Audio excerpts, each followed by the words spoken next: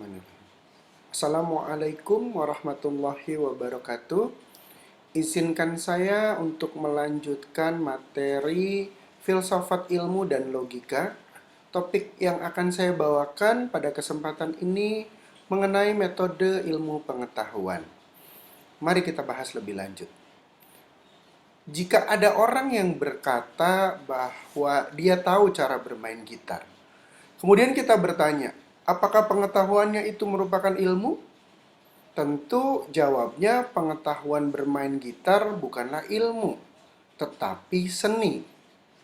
Kemudian kita juga mendengar ada orang yang berkata bahwa sesudah mati, semua manusia akan dibangkitkan kembali. Kemudian kita bertanya, apakah pengetahuan tentang hidup sesudah mati disebut ilmu? Tentu jawabannya bukan. Pengetahuan yang seperti itu adalah berhubungan dengan agama. Jadi, pengetahuan itu pada hakikatnya merupakan segenap apa yang kita ketahui tentang objek tertentu. Termasuk di dalamnya adalah ilmu. Jadi ilmu merupakan bagian dari pengetahuan yang diketahui oleh semua manusia di samping berbagai ilmu ketahuan lainnya, seperti seni dan agama, sebagaimana yang tadi dicontohkan di depan. Jadi pengetahuan merupakan hasanah kekayaan mental yang secara langsung maupun tidak langsung turut memperkaya kehidupan kita. Oleh karena itu, maka kita perlu menggali, kita perlu mempelajari ilmu-ilmu pengetahuan. Lalu apa kaitannya antara ontologi, epistemologi, dan aksiologi? Metode ilmiah adalah cara yang dilakukan ilmu dalam menyusun pengetahuan yang benar. Setiap pengetahuan memiliki ciri-ciri yang spesifik mengenai apa atau disebut ontologi, mengenai bagaimana atau epistemologi, dan untuk apa ilmu pengetahuan itu disusun, atau biasa dikenal dengan istilah aksiologi. Lalu ini adalah beberapa istilah kunci ketika kita berpikir logik atau logis. Pertama adalah hipotesis. Apa itu hipotesis? Hipotesis adalah sebuah pendapat atau opini yang kebenarannya masih diragukan dan masih harus diuji untuk membuktikan kebenaran tersebut melalui sebuah percobaan. Jika kemudian percobaan yang dilakukan tersebut terbukti kebenarannya, maka hipotesis tersebut dapatlah disebut teori. Yang kedua adalah proposisi. Proposisi adalah pernyataan dalam bentuk kalimat yang dapat dinilai benar dan salahnya. Silogisme. Silogisme adalah suatu penarikan kesimpulan secara deduktif. Silogisme disusun dari dua proposisi atau pernyataan dan sebuah kesimpulan atau konklusi. Dalam silogisme itu ada premis. Premis adalah pernyataan-pernyataan, data, bukti, atau dasar yang digunakan untuk menarik suatu kesimpulan. Premis ini ada dua. Ada premis mayor, yaitu premis yang mengandung predikat dalam kesimpulannya, dan premis minor, yaitu premis yang mengandung subjek dalam kesimpulan. Lalu, kesimpulan. Kesimpulan adalah pernyataan yang dihasilkan berdasarkan data yang terdapat dalam premis-premis. Ada lagi yang disebut dengan asumsi. Asumsi adalah dugaan atau anggapan sementara yang belum terbukti kebenarannya dan memerlukan pembuktian secara langsung. Ada juga yang disebut inferensi. Inferensi adalah membuat simpulan berdasarkan ungkapan dan konteks penggunaannya. Lalu bagaimana antara pemikiran dan hubungan? Pemikiran, contohnya pengetahuan manusia, Bermula dari pengalaman-pengalaman konkret, pengalaman-pengalaman sensitio-rasional, yaitu berupa fakta, objek-objek, kejadian-kejadian, atau peristiwa-peristiwa yang dilihat atau dialami. Maka kita bertanya terus dan mencari bagaimana hal-hal yang kita ketahui itu berhubungan satu sama lain. Hubungan apa yang terdapat di antara gejala-gejala yang kita alami, bagaimana kejadian satu mempengaruhi yang lainnya, menyebabkan yang lainnya, dan ditentukan oleh kejadian-kejadian yang lain. Contoh misalnya lihat di gambar di sebelah. Apa yang kita lihat? Jawabannya adalah objek-objek, barang-barang.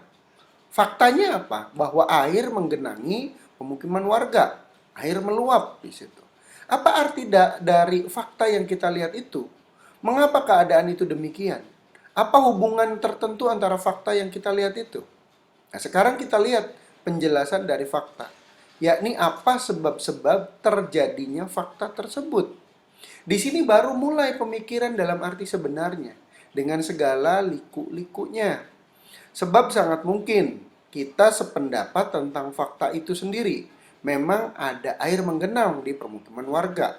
Mungkin juga tidak sependapat dengan penjelasan fakta, yaitu mengapa terjadi demikian. Suatu penjelasan yang menunjukkan kaitan atau hubungan antara dua hal atau lebih, yang atas dasar alasan-alasan tertentu, dan dengan langkah-langkah tertentu, sampai pada satu kesimpulan itu, kita sebut sebagai suatu penyimpulan.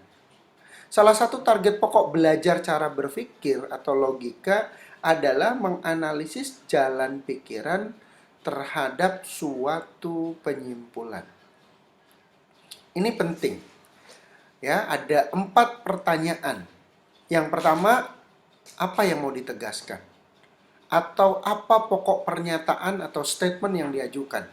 Ini selanjutnya disebut kesimpulan. Pertanyaan yang kedua adalah bagaimana hal itu dibuktikan? Atas dasar apa orang sampai pada kesimpulan atau pernyataan itu? Apa titik pangkalnya? Apa alasan-alasannya? Dalam istilah teknis disebut premis-premis. Bagaimana jalan pikiran yang mengaitkan alasan-alasan yang diajukan atau kesimpulan yang ditarik? Bagaimana langkah-langkahnya? Apa kesimpulan itu sah? Memang dapat ditarik dari alasan-alasan itu? Itu yang ketiga. Dan yang terakhir, apakah kesimpulan itu atau penjelasan itu benar? Apakah pasti? Atau hanya mungkin benar? Atau sangat mungkin benar? Ya, jadi ini adalah 4 pertanyaan penting untuk bisa mengkaji ulang bagaimana dari sebuah pernyataan-pernyataan. Contoh, seorang anak tenggelam di sungai dalam keadaan pingsan. Kemudian ia ditarik keluar dari air. Tetangga yang melihat berkata, ia tidak bernafas lagi. Ibunya mulai menangis. Anakku mati. Maka dirumuskan secara singkat, dia tidak bernafas lagi berarti ia mati. Pokok pernyataannya atau kesimpulannya dia mati. Alasannya atau premisnya apa? Dia tidak bernafas lagi. Jadi hubungan karena tak bernafas lagi, maka ia dikatakan sudah mati. Titik pangkalnya yang secara eksplisit menjadi landasan untuk menarik kesimpulan, dia sudah mati. Barang siapa sudah tidak bernafas, maka dia sudah mati. Bernafas adalah tanda hidup, maka sudah tidak bernafas artinya tanda sudah tidak hidup atau sudah mati. Nah, skemanya seperti ini. Ya, dapat dilihat pada gambar ini. Dia tidak bernafas lagi. Tidak bernafas artinya mati. Maka dia tidak bernafas, dia mati. Gitu. Kemudian dari cara berpikir itu diklasifikasikan menjadi 3, yaitu abduksi, deduksi, dan induksi. Apa perbedaan dari ketiga cara berpikir ini? Pertama, abduksi. Abduksi itu yang pertama, bahwa abduksi menghasilkan suatu proposisi yang mengandung konsep universalitas atau generalitas. Abduksi adalah suatu penyimpulan dari kasus tertentu. Yang kedua, abduksi merupakan suatu proses yang tidak dapat dipatok dengan satu jenis penalaran formal atau reason saja. Hipotesis abduktif dibentuk oleh imajinasi, bukan oleh penalaran kritis. Yang ketiga, abduksi prosesnya menegaskan bahwa ilmu pengetahuan selalu berusaha untuk menangkap orisinalitas realitas. Karena hipotesis abduktif merupakan hasil dari kilatan ide imajinasi ilmiah, hipotesis itu bagi ilmuwan dan bagi banyak orang merupakan sesuatu yang baru. Yang keempat adalah interpretatif. Abduksi yang berhasil mengandaikan keterlibatan yang menyeluruh dan imajinasi yang bebas. Oleh karena itu, ilmuwan yang berpengalaman biasanya lebih berhasil daripada yang tidak berpengalaman. Yang kedua adalah induksi. Induksi adalah proses pemikiran yang di dalamnya akal kita.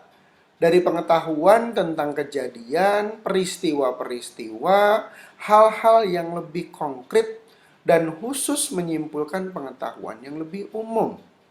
Suatu jalan pikiran disebut induksi jika berupa penarikan kesimpulan yang umum. Berlaku untuk semua atau banyak, atas dasar pengetahuan tentang hal-hal yang khusus, atau bisa beberapa atau sedikit.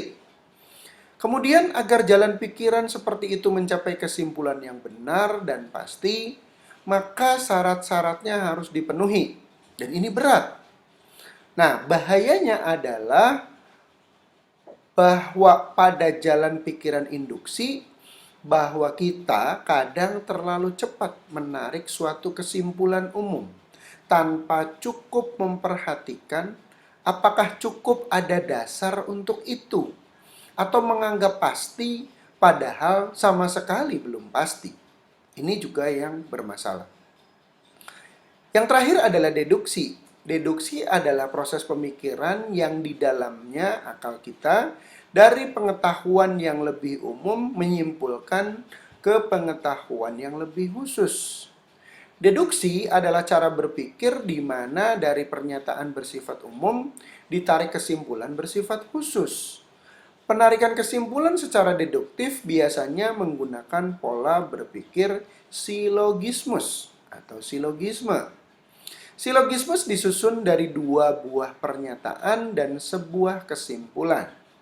Pernyataan yang mendukung silogismus ini disebut premis, yang kemudian dibedakan sebagai premis mayor dan premis minor, sebagaimana tadi sudah dijelaskan dalam istilah-istilah yang penting tadi.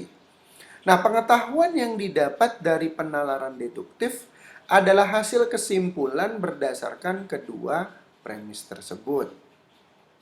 Baik, yang terakhir, sebagai bahan diskusi kita, bagaimana hubungan antara deduksi, induksi, dan abduksi terhadap konteks yang sekarang ini sedang ramai, yaitu vaksin COVID. Bagaimana kita bisa membuat sebuah penalaran yang benar? Diskusi dapat dilanjutkan nanti pada saat video conference. Apabila ada hal-hal yang perlu penjelasan lebih lanjut, silakan menghubungi saya via email atau WhatsApp. Terima kasih atas perhatiannya. Semoga bermanfaat. Saya tutup. Wassalamualaikum warahmatullahi wabarakatuh. Salam sejahtera untuk kita semua.